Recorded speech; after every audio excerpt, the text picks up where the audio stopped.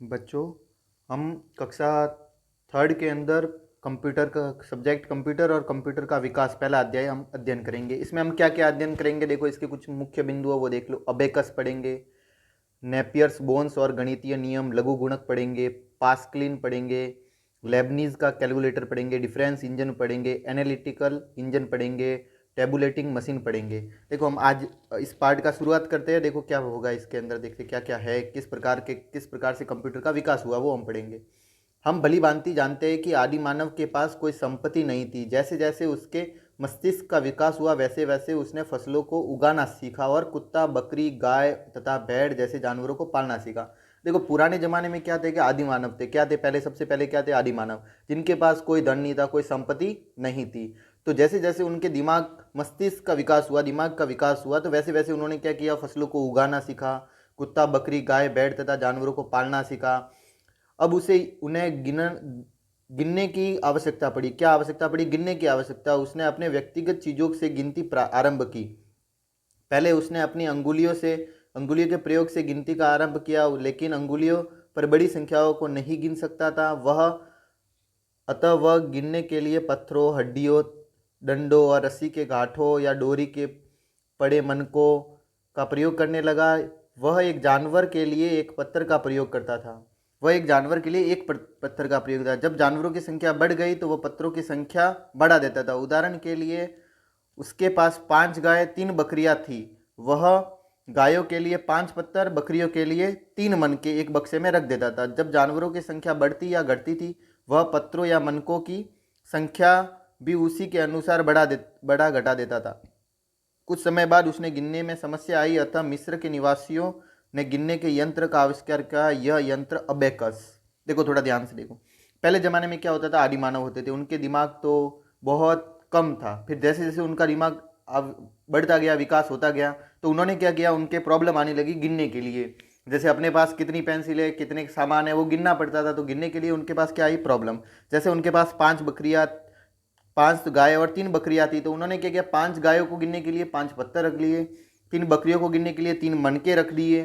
तो इसी प्रकार से उन्होंने गिनती स्टार्ट की। फिर अपने मिस्र एक देश है, वहाँ के निवासियों ने गिनने का यंत्र का आविष्कार किया। उस यंत्र का नाम क्या था, अबेकस। क्या नाम था, तो सबसे पहले गिनने वाला यंत्र कौन सा बना, अबेकस। देखो अबेकस क्या है, इसके बारे में पढ़ते हैं। अबेकस प्रथम कैलकुलेटर था। इसकी खोज 3000 ईसा पूर्व से भी 3000 साल पहले हुई थी। इसका प्रयोग गिनती और जोड़ के लिए किया जाता था। गिनती और जोड़ के लिए किया जाता था।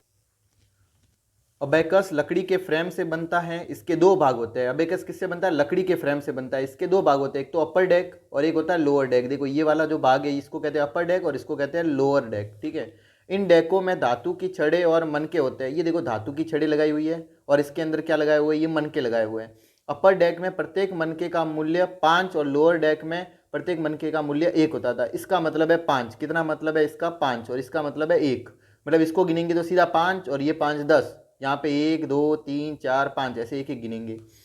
तो जब मनकों को सेंटर बार में खिसकाया जाता है तो उन्हें गिना हुआ माना जाता है। इनको क्या करते हैं, सेंटर, ये बीच वाली लाइन है सेंटर बार, ठीक है। यहाँ पे जैसे अपन इसको खिसका देते, इसको खिसका दिया, इधर खिसका दी, तो इनको गिना जाता था, ठीक है।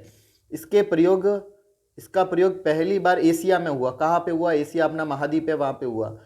चीन और जापान के लोग अबेकस का प्रयोग कैलकुलेटर से भी अधिक तेजी से करते थे। अबेकस का प्रयोग कैलकुलेटर से भी अधिक तेजी से करते थे। अबेकस देखो ये अपने छोटे बच्चों के जो नहीं आती कि गिनने वाली मशीन, वो छोटे बच्चों के ऐसे फ्रेम बनाई होती है, इसके अंदर ऐसे मन के डाले होते हैं, इधर 1 2 3 ऐसे मन के डाले होते हैं, उनको हम गिनते हैं।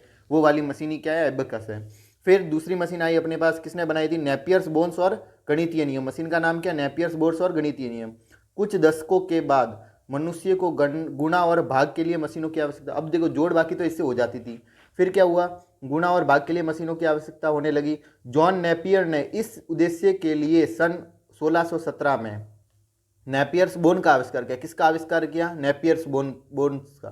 किसने आविष्कार किया, जॉन नेपियर ने नेपियर्स बोन्स का आविष्कार किया। इसमें कुल 10 बोन थी। कितनी थी, 10 बोन। बोन यानी क्या होता है, हड्डियाँ। वैसे तो हड्डियाँ होता है, इसमें अपन ने क्या लिखा है, बोन यानी इसकी ये लाइनें जो होती है उसको 10, कितनी है, 10। प्रत्येक बोन एक अंक को दर्शाती है। देखो ये जो भी है, देखो 1 2 3 ऐसे लिखे हुए हैं और इधर भी देखो लिखे हुए हैं। तो ये प्रत्येक बोन एक अंक को दर्शाती है। यह विधि आसान थी तो परंतु सुविधाजनक नहीं थी, क्योंकि इसमें गणना करने के लिए कागज और पेंसिल की आवश्यकता। इसके अलावा हमें इसकी गणना करनी है तो इसके अलावा कागज और पेंसिल अलग से चाहिए, ठीक है। आवश्यकता अतः नेपियर ने लघु गुणक की खोज की। किसकी गुणक की? लघु गुणक। लघु गुणक यानी लॉग होता है, जो तुम बड़ी क्लासों में पढ़ोगे।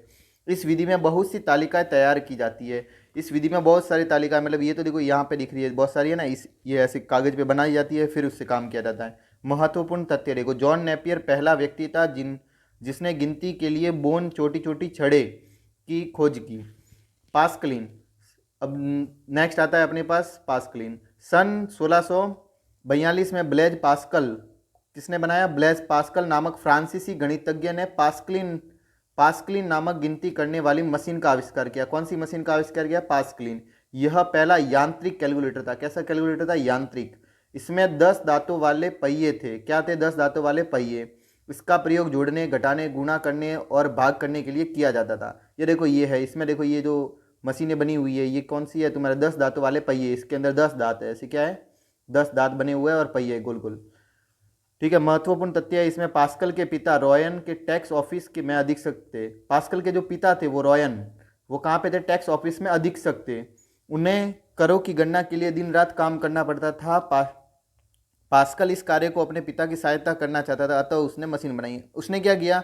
अब उसके पिता टैक्स ऑफिस में थे, तो वहाँ पे क्या पैसों का ज़्यादा लेन देन होता है, ज़्यादा उनकी दिन रात गणना करनी पड़ती थी। तो इसके लिए पास्कल ने क्या किया? उनके पिताजी की सहायता के लिए उन्होंने ये मशीन बना दी।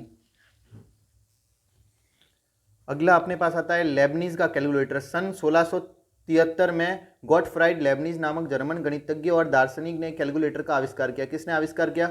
गॉटफ्राइड लेबनीज नामक गणितज्ञ ने। तो उन्होंने क्या किया? देखो, इस कैलकुलेटर का प्रयोग सभी प्रारंभिक अंक गणितियों का कार्य के लिए होता था, जैसे जोड़ना, घटाना, गुणा करना, भाग करना, वर्गमूल ज्ञात करना, ये इस मशीन द्वारा होता था। ये कौन सी मशीन है? लेबनीज का कैलकुलेटर। देखो, इस प्रकार से था कुछ।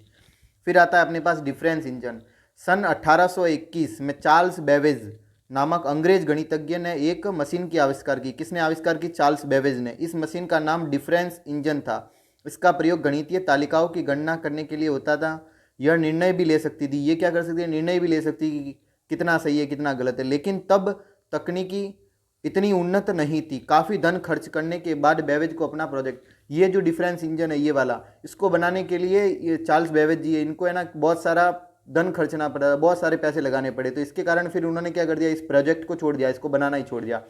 फिर अपने आता है एनालिटिकल इंजन। एनालिटिकल इंजन तो सन 1834 में, सन 1834 में बेबेज ने, इन्होंने वापस फिर दूसरी मशीन का डिजाइन बनाया। इन्होंने वापस, ये चार्ल्स बेबेज है, इन्होंने वापस कौन सी मशीन बनाई? दूसरी मशीन। इस मशीन को एनालिटिकल इंजन नाम दिया। क्या नाम दिया? एनालिटिकल इंजन नाम दिया। यह भाप की शक्ति से चलती थी। भाप की शक्ति मतलब कोयलों को गर्म करके वहाँ से उसके द्वारा उसकी शक्ति प्राप्त करी जाती थी, भाप बना के। इस मशीन में आधुनिक कंप्यूटर के सभी भाग थे। आधुनिक कंप्यूटर जो अब वर्तमान में हम यूज कर रहे हैं उसके सभी भाग थे। जैसे अपने पास जो भी मेमोरी, सीपीयू है, उसके उसी तरह से इसका भी पूरे भाग थे। बाद में 1 शताब्दी बाद बेबेज के विचार का प्रयोग करके कंप्यूटर बनाया गया। 1 शताब्दी मतलब 100 साल बाद ये जो बनाया था, इसी के ऊपर विचार करके कंप्यूटर बनाए गए। किसको बनाए गए? कंप्यूटर। इसी कारण बेबेज को कंप्यूटर का जनक यानी कंप्यूटर को बनाने वाला, कंप्यूटर जो अभी वर्तमान में हम कंप्यूटर यूज कर रहे हैं उसको बनाने वाला किसको कहा गया? चार्ल्स बेबेज को। किसको कहा गया? चार्ल्स बेबेज को। तो महत्वपूर्ण तथ्य, चार्ल्स बेबेज का जन्म 26 दिसंबर 1791 को टीन माउथ, डेवनशायर, यूके में हुआ था। ये देखो, यूके एक अपने देश है, यूके यूनाइटेड किंगडम, वहाँ के डेन शायर के अंदर टीन माउथ गांव में हुआ था, ठीक है।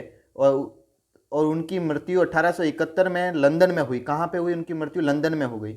उन्होंने एनालिटिकल इंजन के द्वारा कंप्यूटर का प्रारंभिक डिजाइन बनाने में योगदान दिया, इसलिए उन्हें कंप्यूटर का जनक कहा जाता है। क्या कहा जाता है? कंप्यूटर का जनक।